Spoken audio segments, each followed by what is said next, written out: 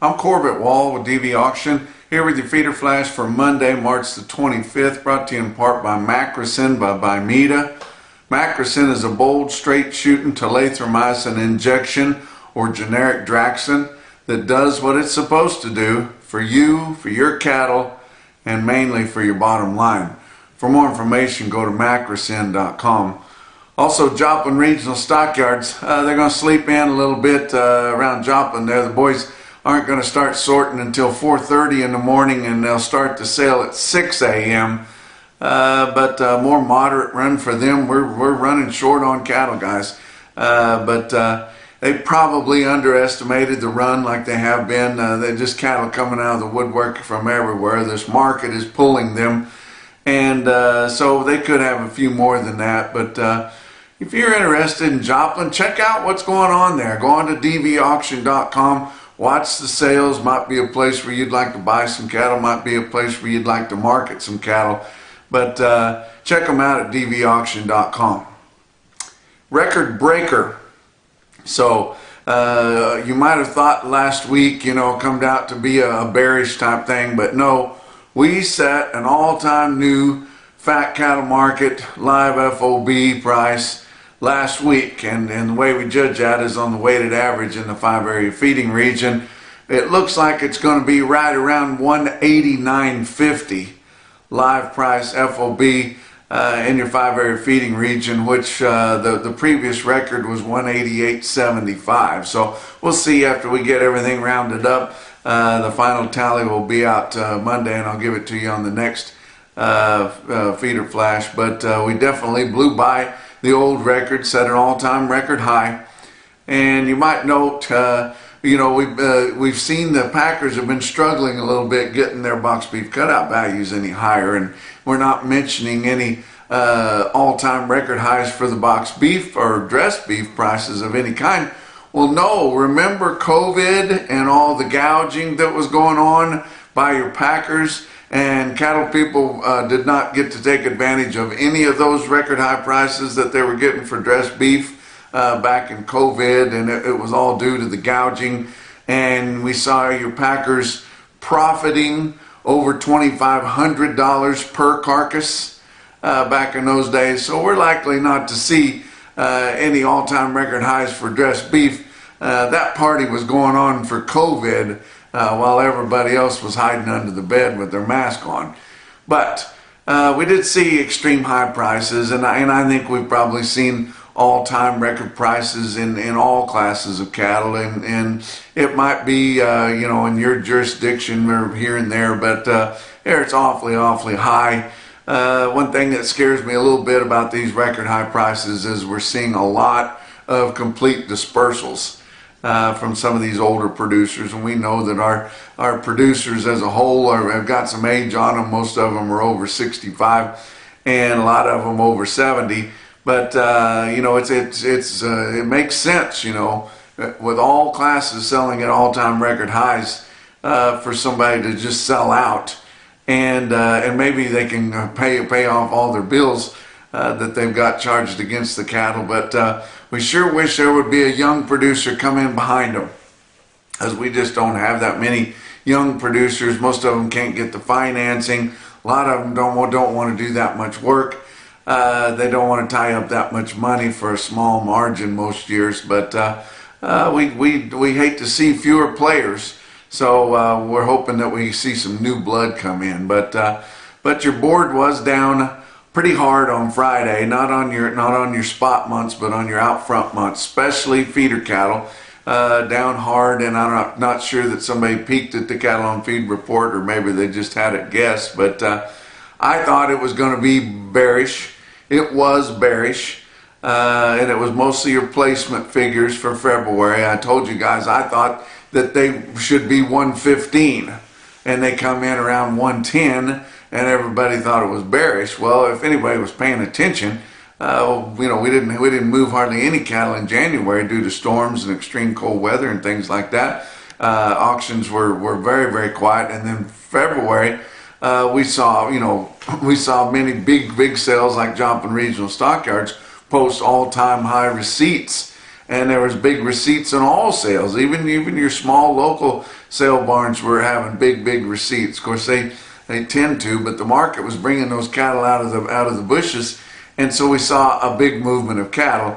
And I really don't think that should be bearish, but whenever you put it against the average of the analyst guesses there, yeah, the placement figure was quite a bit bigger than what they expected it to be, and I guess likely we're going to be bearish a little bit, probably just on Friday morning. Here on Monday morning, I think the board will probably start out a little bit lower, calmer heads will prevail, and it'll come back. But everybody is really chomping at the bit to ride this market down.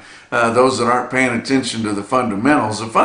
I mean, we're good here for another 2 or 3 years. But you've got a lot of board players that just can't wait to ride this thing down because they know it's got a long ways to go.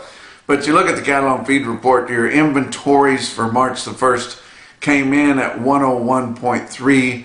Your average of the analyst guess was 100.8, so that doesn't sound bad. Our placements were quite a bit higher than what they thought, and that just intensifies the fact that our placements are not that much right now.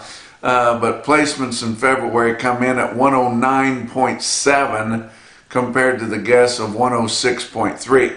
I told you I thought it could easily be 115 if they were using real numbers. Of course, I thought the cattle on feed report we had out a month ago, whenever we had extremely light placements because there were no cattle moving, I thought they could have been a whole lot less than that, and I think the real numbers were less than that. I'm not sure where these NASH people are coming up with these numbers, because our auction receipts were well over 110% of a year ago, and still we don't see that many cattle moving this time of year direct. We sure didn't see any in January, but anyway, you just have to go with it and accept it for some reason. I don't know why we have to accept it, but marketings came in pretty good, 103.4, but the average analyst guess was 103.9. So yes, it was a bearish cattle on feed report.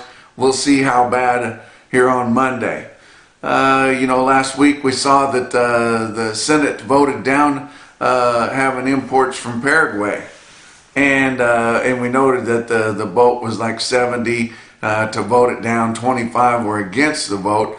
I thought, well, it'd be interesting to see who was on the list of people that wants to continue to get beef from Paraguay. Well, one of them was our old buddy Cory Booker, Spartacus himself.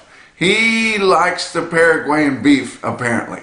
So, but of course he's a vegan, so it really doesn't make a shit because he's not going to eat any of it anyway. But he's reached out and acted like he wanted to partner with different cattlemen's groups and things like that. His biggest hate is CAFOs, which is feedlots. He wants to get rid of them. Of course, I don't see why he should have any say in what goes on in any kind of animal industry, because he's a vegan. So he doesn't play a part in any of it. But he kind of showed his stripes there, old Cory Booker did, by voting that down. And everybody that voted it down was either a Democrat or an independent that's trying to get on Biden's good side. I'm not sure if he understands who those people are or can remember what he is. But so I thought that was interesting. But as far as our cattle on feed report, your placement weight groups, those weighing over 900 pounds, were not nearly as much larger from a year ago as those lighter weights. And now we're seeing with extremely light placements for January and then the heavier placements for February, and we put those together, we're only up about 0.6% from a year ago. And so far in March, we're well behind placements for a year ago. So we ought to be getting planed out here pretty well. Talk about extremely high prices. I got to give you guys some big whoppers there. And the biggest one I saw was Dakota Davis's sale there at Enid, Oklahoma. They're a DVAuction broadcaster. Enid Livestock Market, including in their run, they had a 6-year-old Jersey nurse cow, and she was raising 4 adopted beef calves there. And that whole family brings $5,500. Wow, that was a big time price. Jared Anstein from Kingsville Livestock Auction also gave me the results from the first of 3 big Circle A female dispersal sales there, and they had that on Friday evening there, and it was a big sale, guys, and of course a lot of attention to it. But I'll give you some rundown on what they brought. Now, these were purebred Circle A Angus females, and then they were bred to 3/4 Angus and 1/4 Wagyu bulls there. But be a premium quality deal. But the bred heifers, that 148 head of bred heifers, 70 to 80 days bred, they bring from $2,700 to $2,875. Now, the first calf heifer pairs, there was 200 of those. Now, they were 3 and 1. They were bred back. They bring from $4,000 to $4,510 per head. And there was 200 of those. 3 to 4 year old young pairs, 3 and 1s. There was 350 of those, and they sell from $3,700 to $4,500. The 5 to 7 year old pairs, 200 head of those. They were 3 and 1s. They sell from $3,200 to $4,000 per head. The short and solid mouth pairs, 150 head of those, 3 and 1s, from $3,000 to $3,500, and they had 125 head of broken mouth pairs, and they were 3 and 1s also, and they bring from $2,900 to $3,350.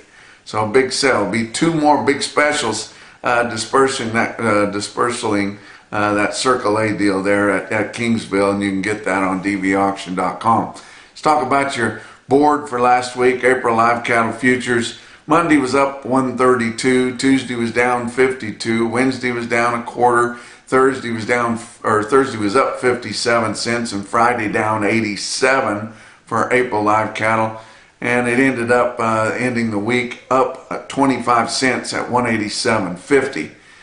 June ended the week at 182.90. That's a big drop off. I'm not sure we're going to see that, but that was down 70 for the week.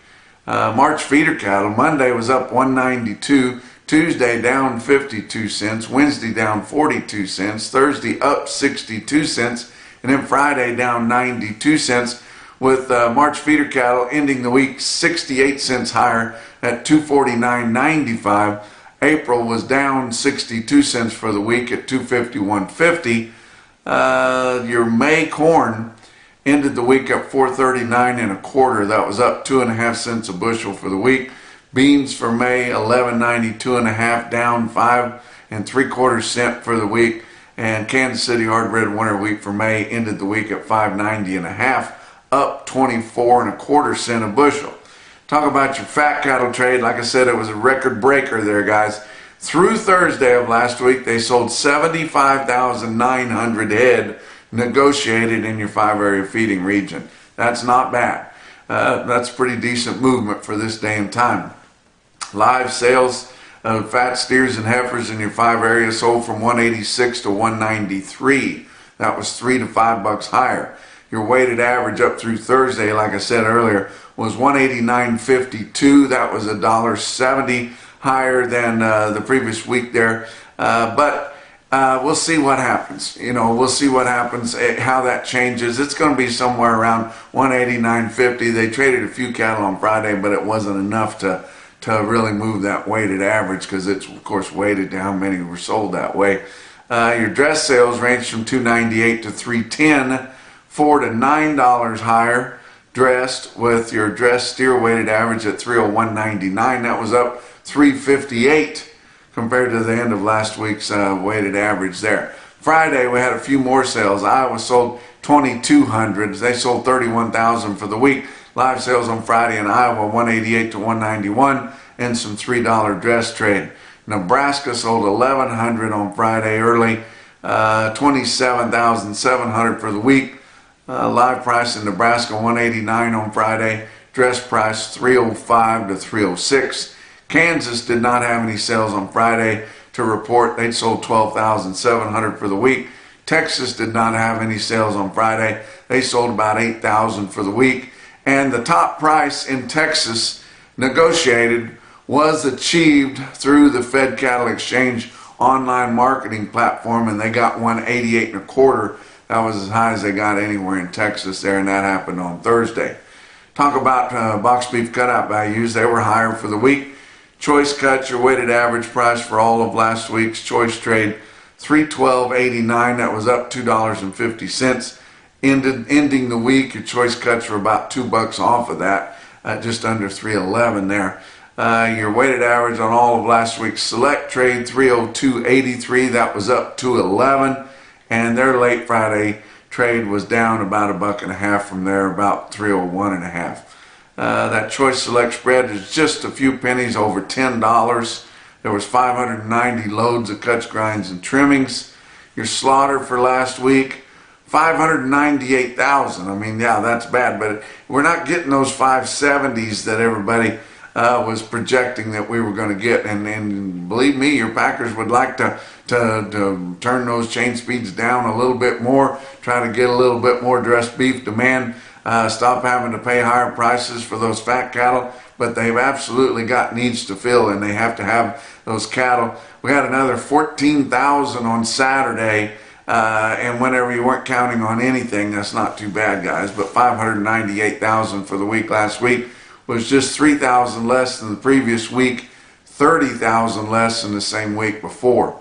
Talk about your feeder cattle market, your real-time index on DVAuction, late in or ending the week there, I guess, based on an 800-pound cash auction steer up through your middle 12 states, ended the week at $253.43. That was $1.15 higher than the end of the previous week. Your latest CME cash feeder cattle index was 251.38.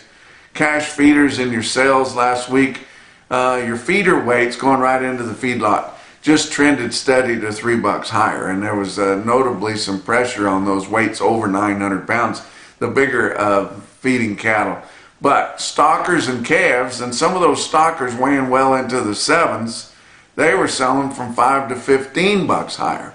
A lot of wild sales late in the week, even after the cattle and feed report, and even on Saturday. But I want to mention Navasota, Texas. They had their commingled weanback sale there, and it was pretty impressive, guys, and there was a lot of impressive quotes on there. They had one group of commingled, and they were 1.5 crossbred steers, 160 head of them, weighed 543 and bring 324 there in Central Texas, guys, and you don't always see prices like that there.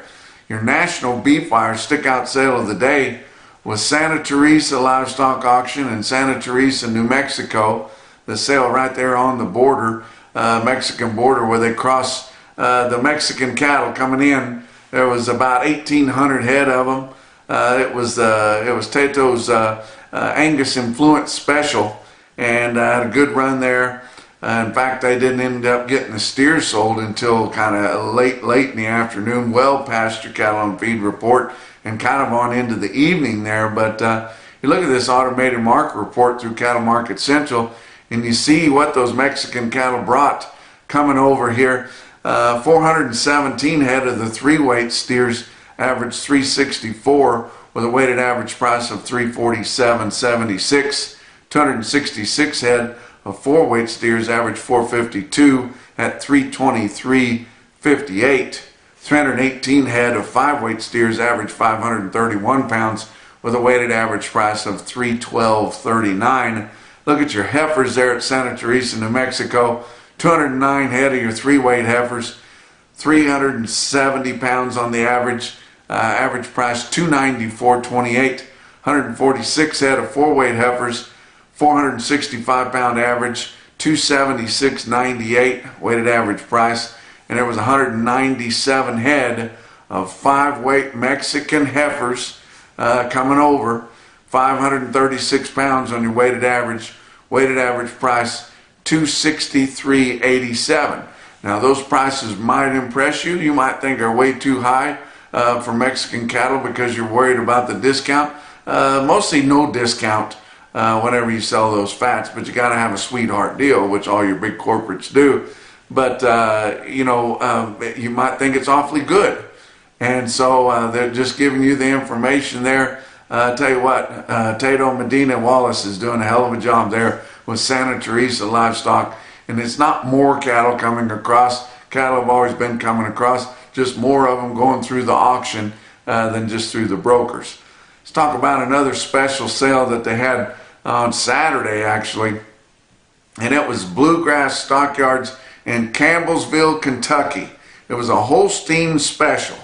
Now look at these Holstein steers that they sold. They had about 1,100 head altogether. These are Holstein steers, not beef on dairy, guys. Just old-time Holstein steers. You don't have to go to the zoo to see them yet, even though they have all the sex semen and all that. But 187 head of 4-weight Holstein steers, average 456 at 270.96. 201 head of 5-weight Holstein steers, Campbellsville, Kentucky, 558 pounds on the average, 250.66. And 145 head 6-weight Holstein steers, average 644 pounds with a weighted average price of 230.66 at the Bluegrass Stockyards Holstein Steer Special in Campbellsville, Kentucky.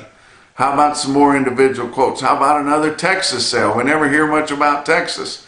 Well, Dublin, Texas is a DVAuction broadcaster, and they're bringing in big groups of backgrounded cattle guys that's had all their shots and long time weaned. Dublin Livestock Auction, Dublin, Texas, sold 72 steers, weighed 739 at 265 and a quarter. How about St. Onge Livestock in St. Onge, South Dakota? My buddy Justin Tupper there runs a good sale. He sold 86 steers, weighed 755 at 280.250.